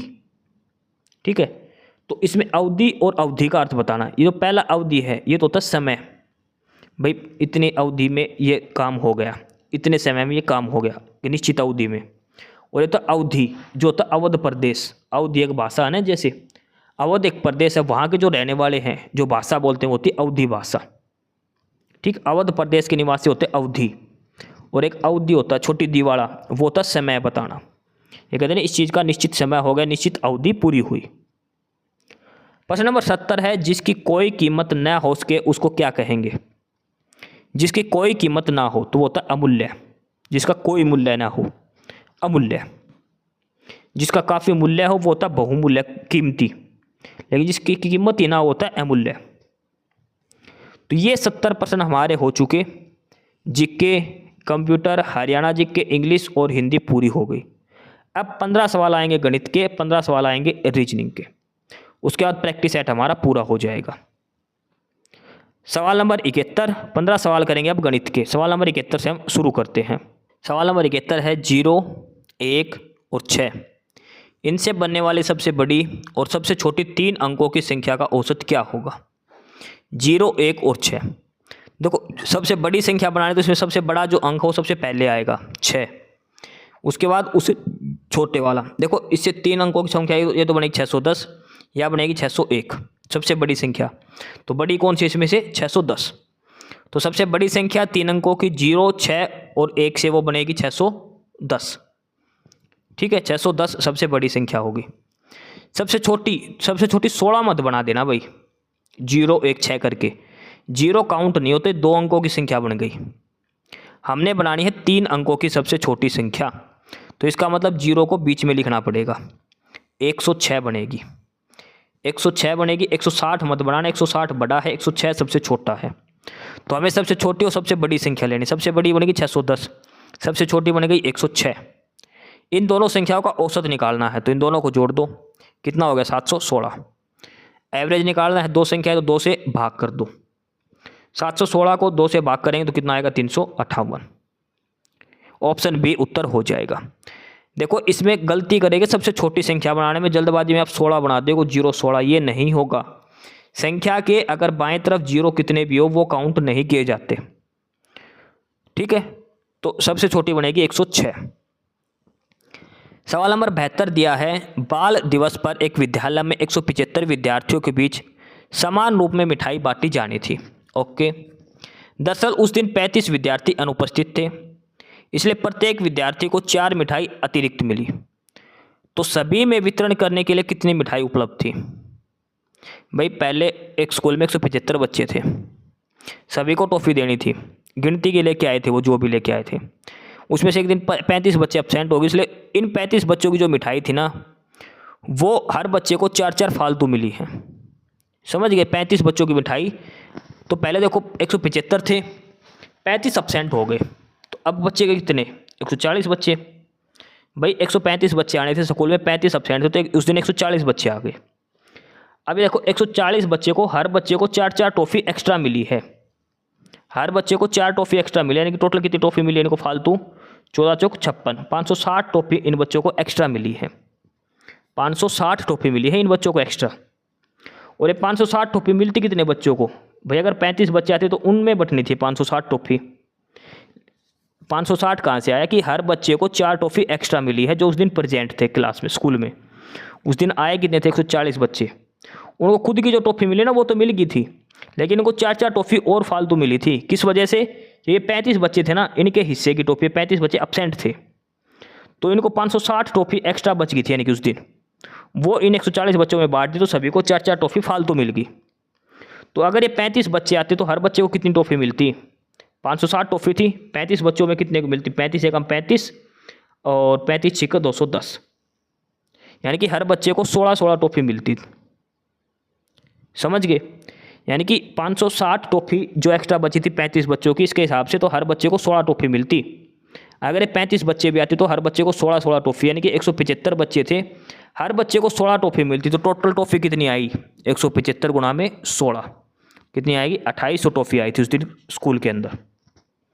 2800 टॉफ़ी आई थी, 175 बच्चों को बांटनी थी, हर बच्चे को 16-16 टॉफ़ी देनी थी। क्या हुआ? उस दिन 35 बच्चे छूट गए, तो 35 बच्चे छूट गए तो हर बच्चे को 16 टॉफ़ी मिली। कितनी टॉफ़ी रह गई? 560 टॉफ़ी एक्स्ट्रा बच गई। अब बच्चे कितने स्कूल में? 140, तो उनको 560 टॉफ़ी बची हुई बांट दी, तो 140 बच्चों में बांटी, तो हर बच्चे को 4 टॉफ़ी एक्स्ट्रा मिली।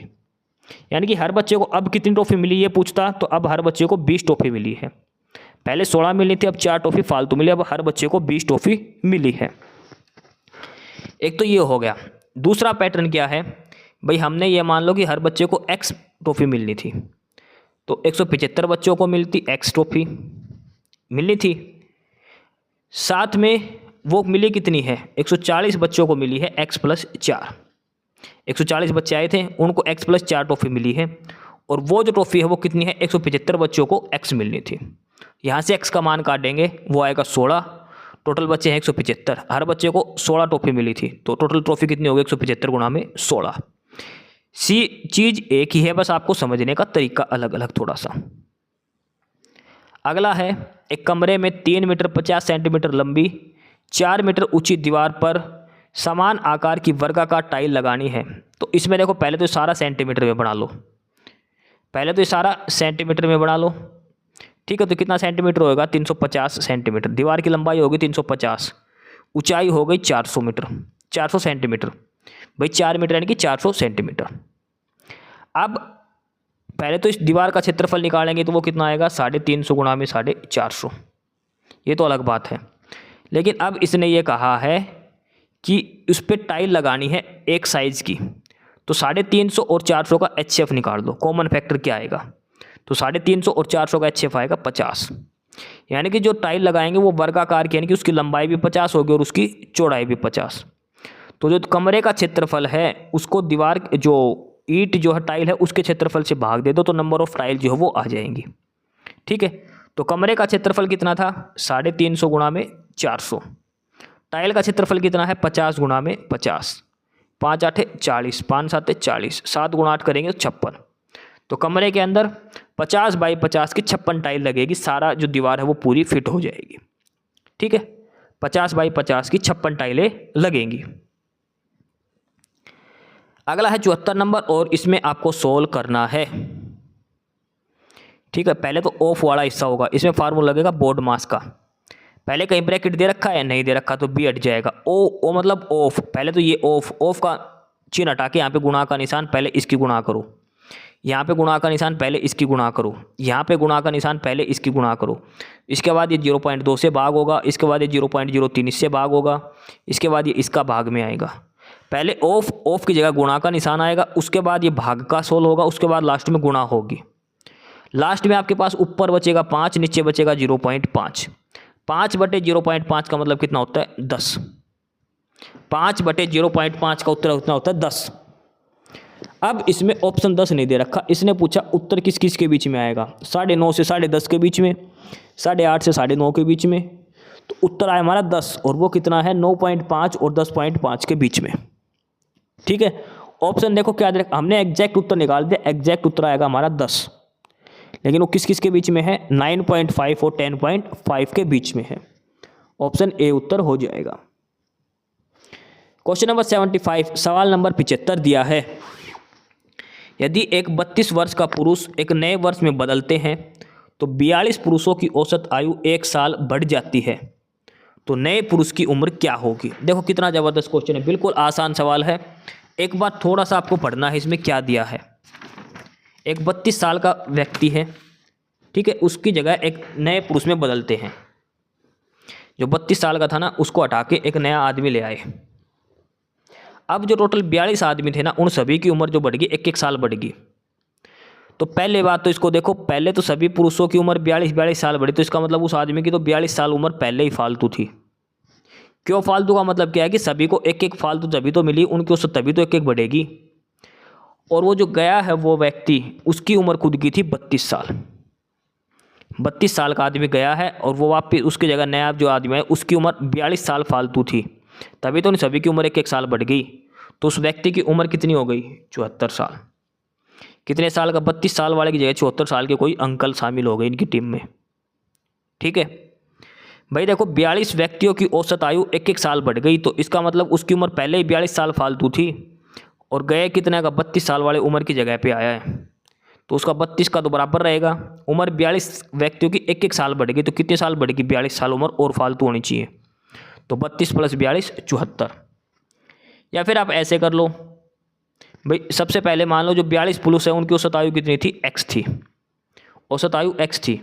और नए पुरुष की औसत आयु अगर हम माने, नए पुरुष की औसत आयु को बाद में निकालना, इसको ऐसे निकालना है 32 पुरुष थे, पहले 42 पुरुषों की औसत आयु कितनी थी? x थी, और 1 साल बढ़ गई, तो वो कितनी थे? 32, और पहले आदमी थे 42। इस हिसाब से करना, x का मान निकल जाएगा यहाँ से।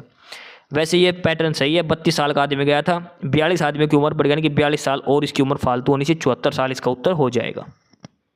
ठीक है, अगला है सवाल नंबर 76, x + 4, x + 12, x - 1 और x + 5 ये एक समानुपात में है, तो x और x - 7 का बीच का मीन प्रपोर्शन क्या आएगा?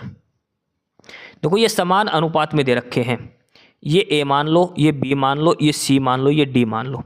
तो समान अनुपात का मतलब क्या होता है? a/b = c/d।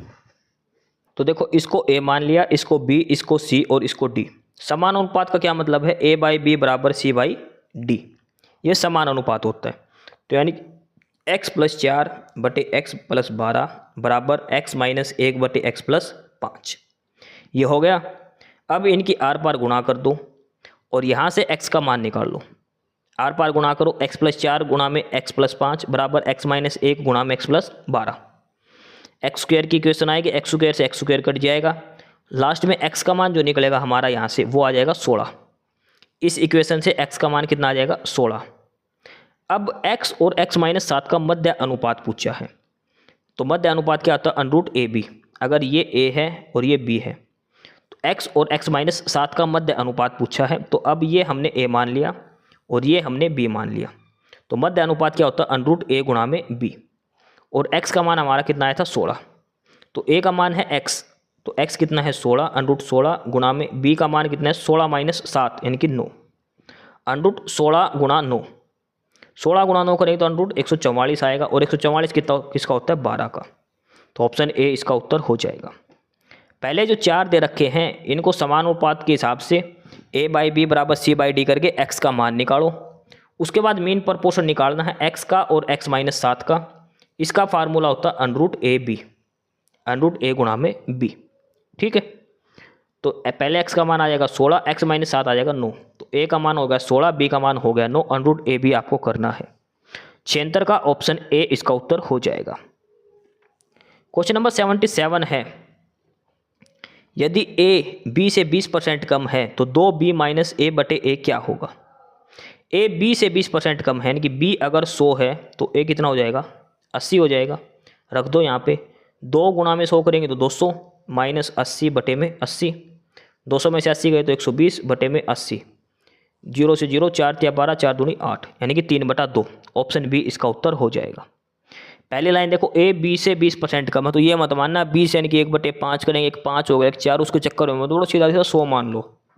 1 मान लिया 100, तो ए कितना हो जाएगा, 100 से 20% कम 80 हो जाएगा, बात खत्म। 100 80, तो यहाँ पे 200 माइनस 80 बटे 80। सवाल नंबर 78 है, ए सी के 20% के बराबर है, बी सी के 40% के बराबर है, तो निम्नलिखित में कौन सा बी के 150% के बराबर होगा। ठीक है, ए जो है वो सी के 20% के बराबर दिया है, ए है वो सी के 20% के बराबर दिया है, तो सब, और बी है वो भी सी के, तो सबसे पहले हमने सी मान लिया 100। सी 100 मानने का फ़ायदा क्या है, यहाँ से ए निकालेंगे तो ए क्या दे रखा है, सी का 20%, यानी कि 100 का 20% 20। बी है वो सी का 40%, यानी कि सी का 40%, तो बी का मान कितना आ जाएगा, 40। समझ गए कैसे, सी का 20%, सी हमने 100 मान लिया तो इसका 20% 20 आएगा, सी का 40%, सी 100 है तो इसका 40% कितना आएगा, 40। ए का मान 20 आ गया, बी का 40, सी का 100। बी का 150% निकालो पहले, तो बी का 150% पूछा नहीं किसके बराबर है, तो बी का 150%, तो 140 का 150 बटे 100, 2 0 से 2 0, 15 चौक 60, यानी कि 4 ऑप्शन में से किस ऑप्शन का उत्तर 60 है वो आपका उत्तर हो जाएगा। तो ए का 250% करो, तो ए का 250 करेंगे तो 25 दूनी 50 नहीं आएगा। ए का 300% करो, हाँ ये आ जाएगा, ए का 300 बटे 100, 2 0 से 2 0, 30 दूनी 60। ऑप्शन सी इसका उत्तर हो जाएगा। ठीक है, ऑप्शन सी उत्तर हो जाएगा, ए का 300% बी के 150% के बराबर है। या तो वो सोल्व करके देख लो, या फिर यहीं से देखो, हमने जब सोल्व करा था ना तो ए का मान आया था 20 और बी का मान आया था 40, यानी कि ए जो हो बी का पहले याद है। ठीक है, तो बी का 150 करने का मतलब है कि ए का उसका डबल करना पड़ेगा, तब ये इसके बराबर आएगा। ठीक है, तो ए का 300% हो जाएगा। सवाल नंबर 79 दिया है, 25 किलोग्राम चावल को 600 रुपये में खरीदे, उसको 5 किलो चावल के विक्रय मूल्य के हानि पर बेच दिया, हानि प्रतिशत। देखो, अगर उत्तर प्रतिशत में पूछा जाए तो ये जो रकम दे रखी है इसकी कोई वैल्यू नहीं है 600 रुपये की, ये 6 करोड़ में खरीद लो, इस चीज़ का कोई फ़ायदा नहीं है, हमने इसका कहीं प्रयोग नहीं होना।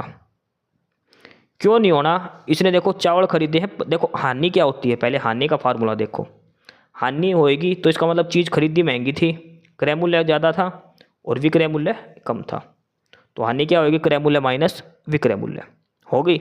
अब इस फार्मूले में जो जो चीज़ है वो पुट कर दो। हानि कितने की हुई है, 5 किलो चावल के विक्रय मूल्य के बराबर, तो यानी कि 5 विक्रय मूल्य, 5 किलो का विक्रय मूल्य, ये हानि हो गई। ठीक है, 5 किलो विक्रय मूल्य।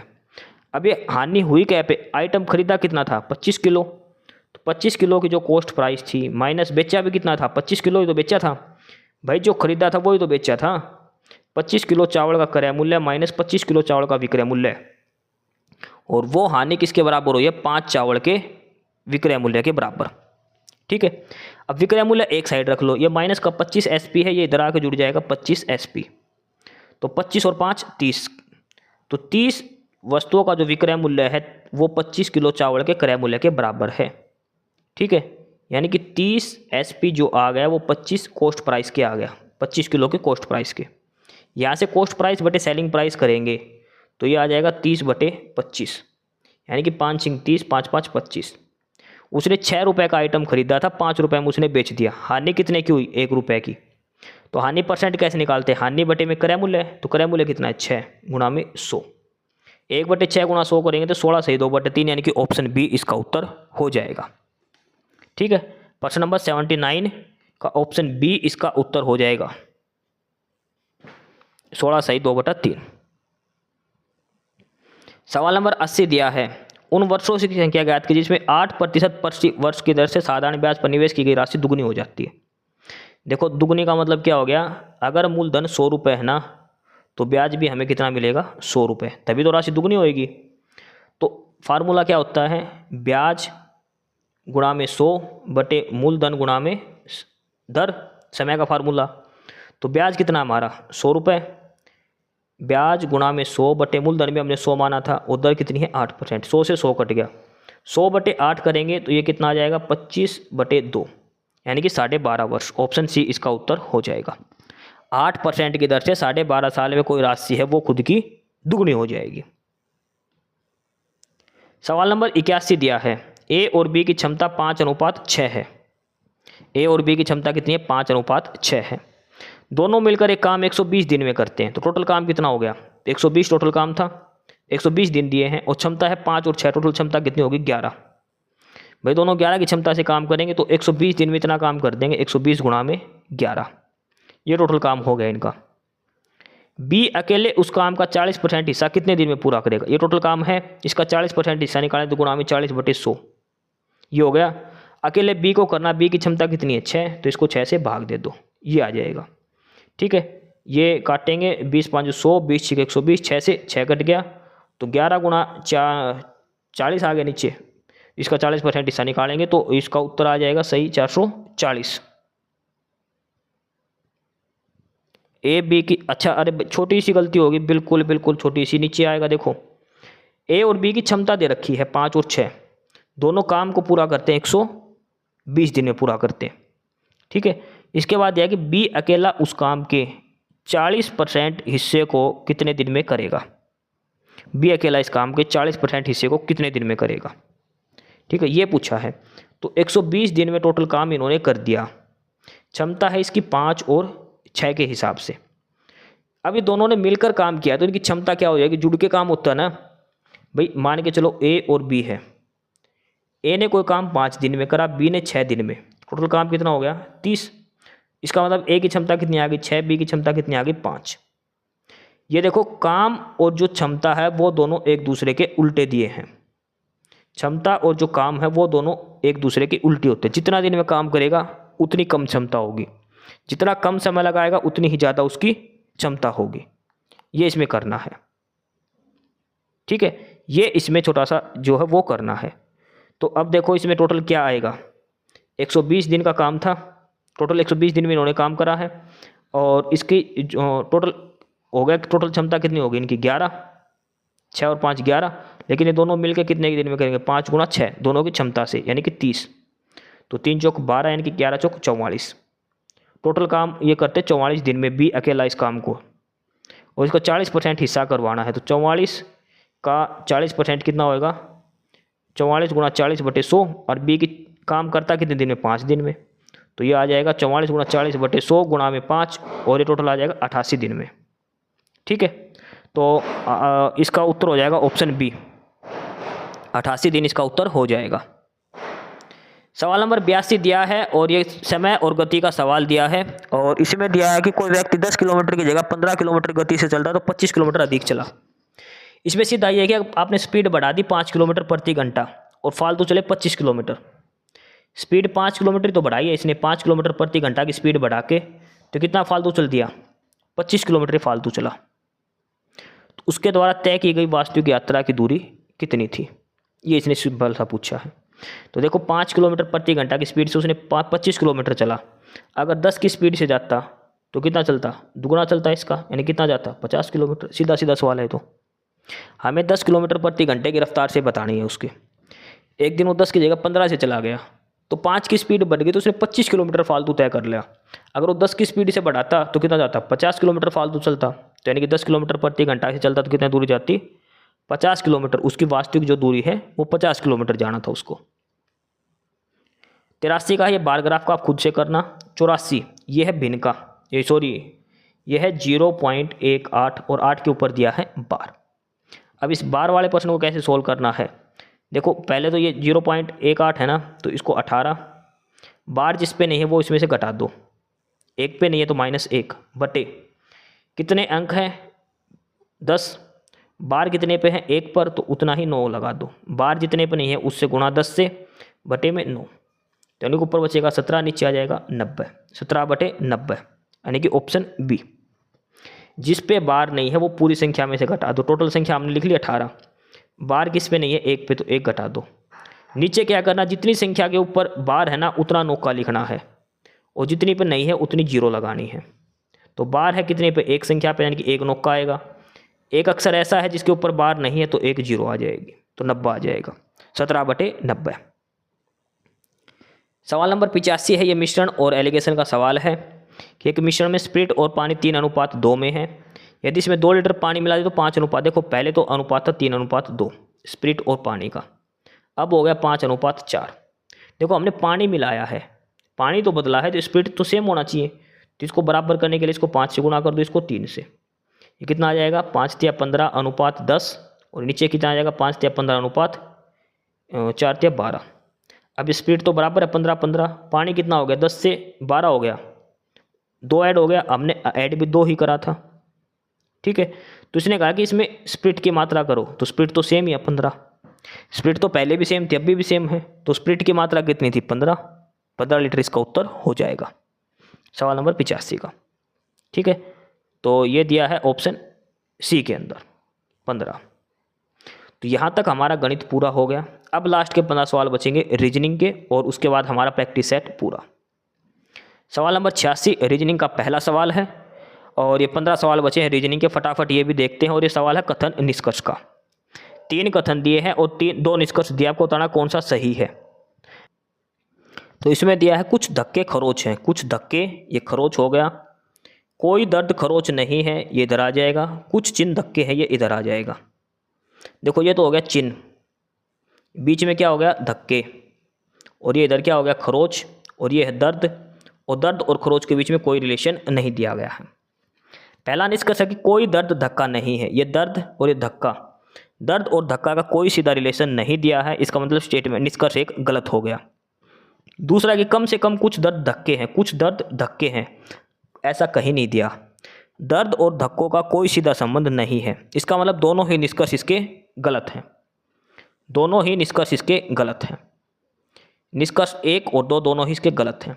अब एक चीज़ देखो इस प्रश्न के अंदर, एक चीज़ देखो, ये जो था बीच में था दर्द, ये था धक्का, और इधर जो बनाया था वो था दर्द, ठीक है।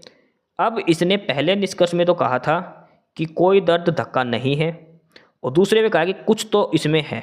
अब दोनों में से एक ही स्टेटमेंट ट्रू हो सकती है। देखो बात क्या है कि दर्द और धक्के के दोनों ही ऑप्शन इसने दे दिए, दर्द और धक्के के दोनों ही ऑप्शन दे दिए कि या तो कोई भी दर्द धक्का नहीं है या फिर कुछ दर्द धक्का है। तो इनमें से सिर्फ एक ही स्टेटमेंट ट्रू होएगी। नॉर्मली देखें तो दोनों ही गलत हैं, लेकिन दोनों ही एक ही कथन से संबंधित हैं, दर्द और धक्का के बीच में या तो कोई भी दर्द धक्का नहीं आएगा या फिर कुछ आएगा। तो दोनों में से केवल एक ही निष्कर्ष शुरू सही होगा, ठीक है। ये इधर धक्का था, ये खरोच थी, ये दर्द था। तो ये तो कह रहा है कि दर्द या तो कुछ दर्द धक्का होगा या फिर कुछ भी नहीं होगा। तो इनमें से एक ही बात सही होएगी भैया, तो वो जाएगा या फिर नहीं जाएगा। दोनों में से एक ही बात है, या तो दर्द इधर आएगा या फिर नहीं आएगा। अगर वैसे लॉजिकली देखें तो दोनों ही गलत हैं, लेकिन ये दोनों स्टेटमेंट एक ही हैं, आपस में जुड़ी हुई हैं, दर्द धक्का दर्द धक्का, ये दोनों एक साथ ही स्टेटमेंट है दर्द और धक्के के बारे में, कि या तो कुछ हिस्सा जुड़ा हुआ है या कुछ भी नहीं जुड़ा हुआ। तो इसलिए दोनों में से कोई भी एक निष्कर्ष सही हो सकता है, हम इसकी पुष्टि नहीं करते कि कौन सा होगा, ठीक है। तो या तो निष्कर्ष 1 सही होगा या फिर निष्कर्ष 2 सही होगा, क्योंकि दर्द और धक्के का ही निष्कर्ष पूछा दोनों में। अगला है सवाल नंबर 87, ये है फैमिली रिलेशन का। रिलेशन पूछा एल और ए के बारे में, एल और ए के बारे में। एम जो है वो ए की पुत्री है, यहाँ देखो एम जो है वो ए की बेटी है, एल जो है वो जे की बहन है। अच्छा स्टार्ट से करना पड़ेगा भैया।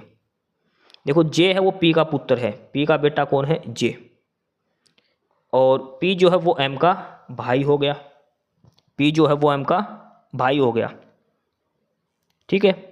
एम जो है वो ए की पुत्री है, तो पी और एम का बाप कौन हो गया ए, ठीक है, एम पुत्री हो गई।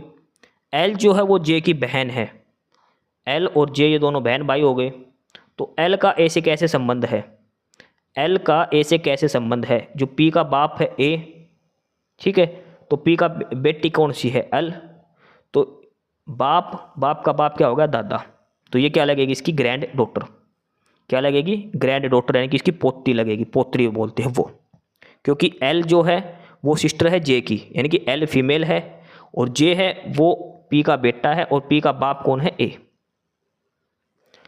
88 नंबर है, यदि स्वाति के पिता उस दिव्या के नाना है जो कि मान्या की पुत्री है, तो मान्या के पिता पति के पिता का दिव्या से क्या संबंध है, इसका सीधा सीधा उत्तर आ जाएगा, आप सोल्व करके देख लेना, वो आ जाएगा ग्रैंडफादर का, दादा।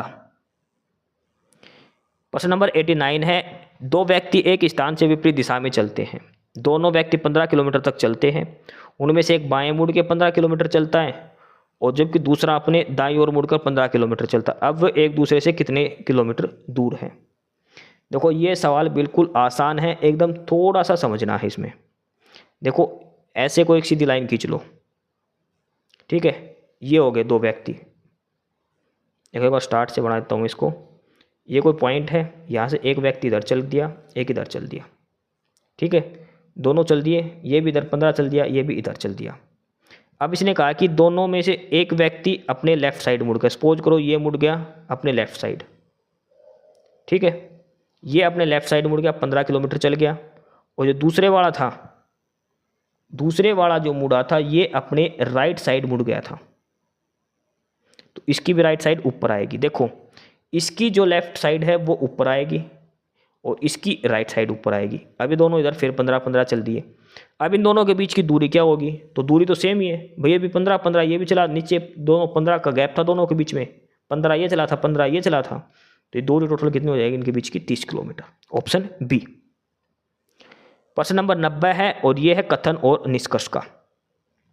प्रश्न नंबर 90 जो दिया है वो दिया है कथन और निष्कर्ष का, ठीक है, और इसमें दिया है, कथन दिया है कि कोई गाड़ी सफ़ेद नहीं है और कुछ सफ़ेद नीले हैं, कुछ सफ़ेद जो हैं वो नीले हैं, ये सफ़ेद हो गया, ये नीले हैं, और कोई भी गाड़ी सफ़ेद नहीं है, ये बताया गया है। पहला निष्कर्ष कि सभी नीले सफ़ेद है, तो गलत है, सफ़ेद और नीला सिर्फ कुछ दिया है, सभी नहीं दिए। कुछ गाड़ी नीली है, कुछ गाड़ी नीली है, गाड़ी और नीली का कोई सीधा संबंध नहीं दिया गया, गाड़ी का नीली से कोई सीधा संबंध नहीं दिया, इसका मतलब दूसरा भी गलत है, ऑप्शन डी उत्तर हो जाएगा। ना तो निष्कर्ष 1 निकलेगा, ना निष्कर्ष 2 निकलेगा। 91 नंबर है, ये भी कथन निष्कर्ष पर है। पहला कथन है कि सभी सोने आभूषण हैं, सोना और ये आभूषण हो गया, सभी आभूषण चमकते हैं, सारे आभूषण हमने चमका दिए, सोना आभूषण बाहर वाला चमकना, सारा सोना चमकता है, बिल्कुल, सारा सोना अंदर है, ये चमकना है, बिल्कुल चमकता है।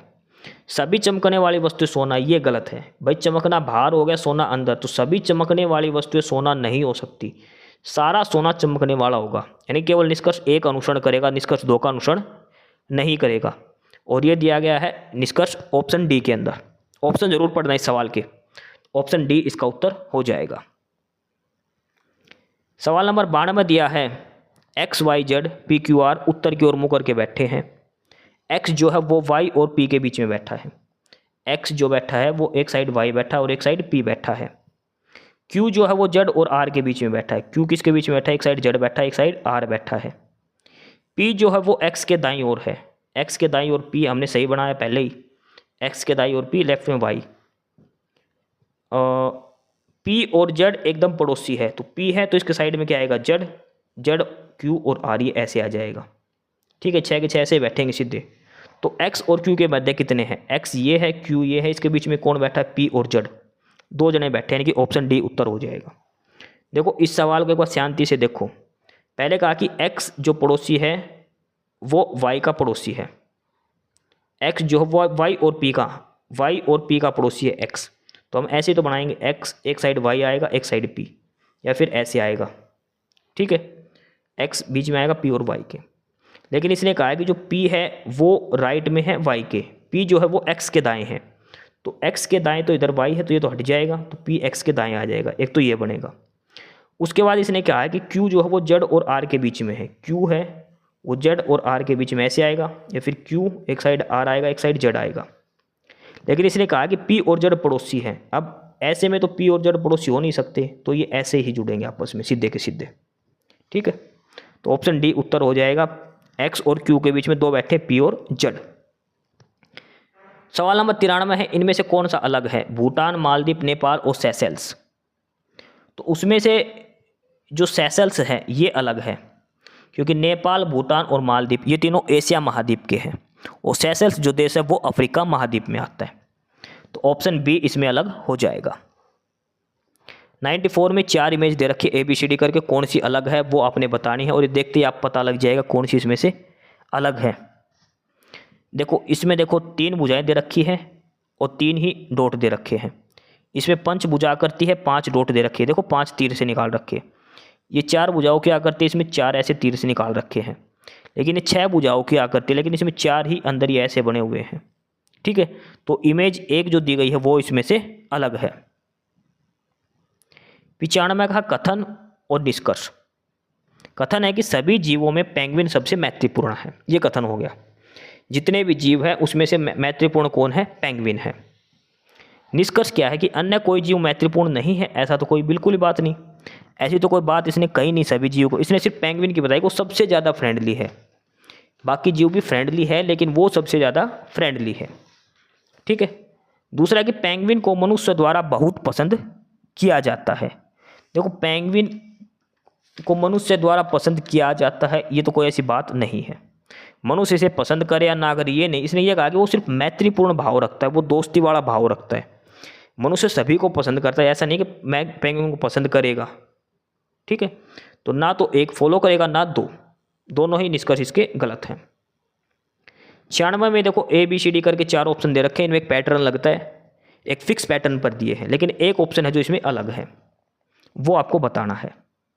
ठीक है, जैसे C से E तक गए +2, E से H तक गए +3, वैसे ही जो है P से R गए +2, R से U गए +3, J से L +2, L से O +3, V से X +2, X से Z +2। देखो ये X से Z में +2 है, जबकि दूसरे से तीसरे में जाने के लिए +3 करना था, तो X के बाद Z की जगह A आना था।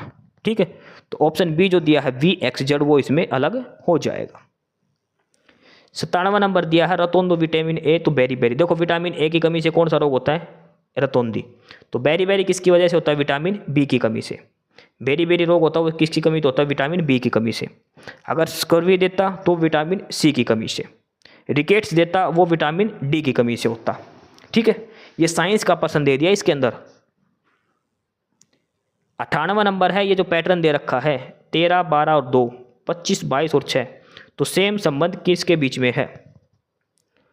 देखो 13, 12 और 2, 13, 12 और 2, 13 में से 12 गए तो 1 बच गया, 1 का दुगुना करेंगे 2, 25 में से 22 गया तो 3 बच गया, 3 का दुगुना करेंगे तो 6।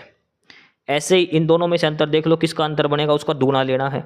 जैसे 26 और 22 का अंतर कितना आएगा? 4, 4 का दुगुना ले लेंगे 8, लेकिन यहाँ पे 10 है।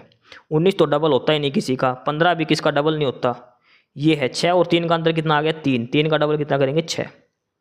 देखो हमने जो करा है पहली और दूसरी संख्या के अंतर को 2 से गुणा करा है, वो तीसरी संख्या आएगी। तो ऑप्शन ए और बी में तीसरी संख्या विषम संख्या दी गई है, तो ऑप्शन ए और बी तो होगा ही नहीं, क्योंकि 2 से गुणा करने पर उत्तर सम संख्या आएगा। तो हमने उत्तर ऑप्शन सी और डी में ही ट्राई करना है। प्रश्न नंबर 99 दिया है, एक क्वेश्चन मार्क जो है वो आपको बताना है। क्वेश्चन मार्क की जगह क्या आएगा? देखो 2 है, 2 के बाद आ गया 5, 5, 6, 7, 3, 9, 11 और यहाँ पर क्या आएगा? ठीक है, यहाँ पर आएगा 13। क्या आएगा? 13 आएगा। कैसे आएगा? 2 दूनी 4, 4 में से 1 घटा दिया 3, 5 दूनी 10, 10 में से 1 घटा दिया 9, 6 है इसका 6 का डबल करके 1 घटा दिया 11, 7 का डबल कितना? 14, 14 में से 1 घटा दिया 13। ये जो संख्याएं आमने सामने दी है उसमें से छोटी वाले का डबल करके 1 घटा दो, बड़ी वाली संख्या बनेगी। 2 का डबल करा 4, 4 में से 1 घटा दिया 3, 6 का डबल करा 12, 12 में से 1 घटा दिया 11, 5 का डबल करा 10, 10 में से 1 घटा दिया 9, तो ऐसे 7 का डबल करा 14, 14 में से 1 घटा दिया 13। Option A. 100 नंबर का है 8, 11, 16, 23, 32 चौथी संख्या क्या आएगी? देखो 8 और 3 11, 11 और 16 के बीच में क्या आ गया? 5, 16 और 23 7, 23 और 7 9, देखो 3 जुड़ा पहले तो, फिर 5, फिर 7, फिर 9, अब जुड़ेगा 11। तो 32 और 11 कितना आ जाएगा? 43। 43 इसका उत्तर हो जाएगा, और वो दिया 43 ऑप्शन ए के अंदर। ठीक है, इसके बीच में है 3 का अंतर, फिर 5 का, फिर 7 का, फिर 9 का, आगे आएगा 11 का अंतर। ठीक है, तो ये हमारे 100 सवाल पूरे हो गए। Haryana CET practice set number 25 हमने कंप्लीट कर लिया है आज। 24 प्रैक्टिस सेट कर चुके थे, ये 25 नंबर का प्रैक्टिस सेट है जो हमने करा है। पीडीएफ आपको डिस्क्रिप्शन बॉक्स में टेलीग्राम चैनल है नॉलेज हब का लिंक, वहाँ से ज्वाइन करो, नॉलेज हब पर मिलेगी। और ये जो टेस्ट सीरीज है ये आर्यभट्ट एकेडमी द्वारा तैयार की गई है। तो काफ़ी इंपॉर्टेंट टेस्ट सीरीज है। 25 प्रैक्टिस सेट हमारे हो चुके हैं। नॉलेज हब टेलीग्राम चैनल और यूट्यूब पर सारे अवेलेबल हैं। मिलते हैं अगले प्रैक्टिस सेट नंबर 26 के साथ। एस्पिरेंट्स, यही था आज की इस वीडियो में आपके लिए। ठीक है, और बाकी अगर कुछ नहीं समझ में आया या कुछ पूछना हो या फिर किसी स्पेसिफिक टॉपिक पे पूछना हो, वीडियो बनवानी हो, तो आप कमेंट बॉक्स में कमेंट कर सकते हैं। ठीक है, बाकी आप हमारा चैनल नॉलेज हब को सब्सक्राइब जरूर करें, अपने फ्रेंड्स को रिकमेंड करें, और वीडियो को लाइक करें, शेयर करिए, जुड़े रहिए हमारे साथ। मिलते रहेंगे आपके साथ रोज़ रोज़ नए कंटेंट के साथ, नई अपडेट्स के साथ। ठीक है, और चैनल को शेयर ज़रूर करें अपने फ्रेंड्स के साथ। एक बार फिर से जो एस्पिरेंट्स, जो कैंडिडेट्स नए हैं, वो चैनल को सब्सक्राइब जरूर करें, अपने चैनल नॉलेज हब। ठीक है, मिलते हैं नई अपडेट्स के साथ, तब तक के लिए बाय।